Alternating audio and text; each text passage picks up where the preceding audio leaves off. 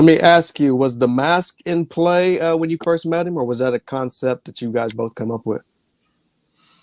I'll tell you, and maybe I'm talking out of school. Maybe he wouldn't have wanted me to give away this secret, but what he told me, Ghostface at the time, right, had not shown his face. He wore like a white pantyhose stocking on to protect your neck, Joey. Nobody knew what he looked like. And Doom was like, oh, that's Fly.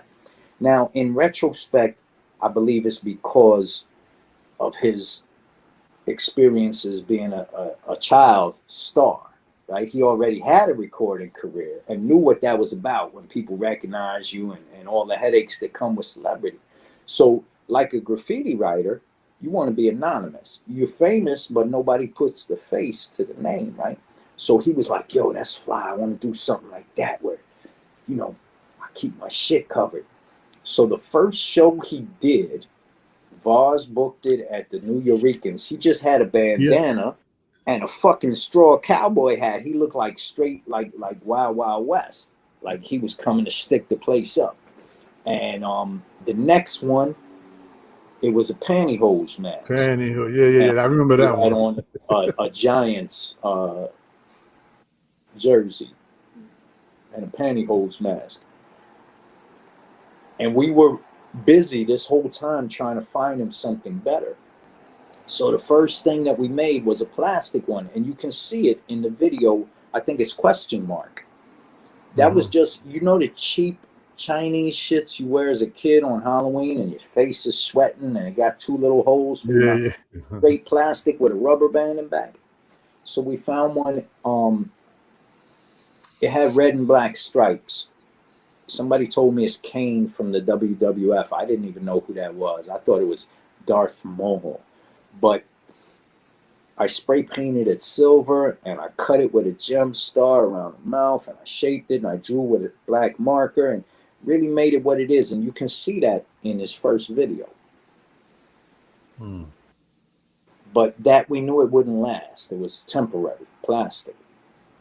So I got the idea. I said, yo, let's go buy a suit of armor.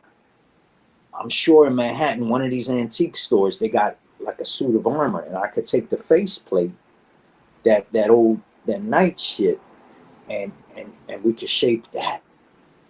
Because, that's what Dr. Doom had a suit of armor, right? So we were walking around the East Village trying to find a suit of armor, believe it or not. That was our mission. And we passed this place, Forbidden Planet, when you're going towards Union Square. It's a big comic book store on the corner with a curved window, the whole corner, right? I think it's 11th Street, 12th Street, before you get to Union Square. And this movie had just come out with Russell Crowe called Gladiator. Gladiator, They had the whole helmet in the window on a wooden, like a collectible, but it was genuine steel, heavy, life size. It was you could go to battle with this thing. So I said, yo, that's the one. And I took because it has a faceplate, and then it had some spiky shit over here, like a helmet that went down your neck. And the faceplate could swing up because it had two pivots right here, right? Yeah.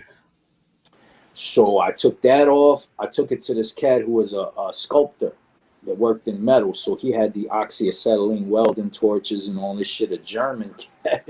And I drew on it with a Sharpie marker where I wanted him to make certain alterations. And then I took a construction worker helmet, the yellow occupational safety hazard OSHA joint.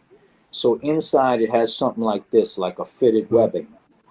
So I took that part out of the yellow helmet, and I screwed in the fucking metal mask, and that was the first way. And he since after that he copped a few more, and he had one with gilded, with gold.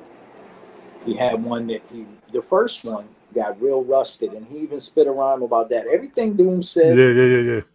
It existed on 3 levels. When you really knew him, you heard the comic book reference or the science fiction reference, right? The pop culture reference, the hip hop metaphor, and then the allusion to his real life. That if you only knew him, you knew you know, who Mary Jane and Peter Parker and all these people really alluded to. So they would, and he said that too in his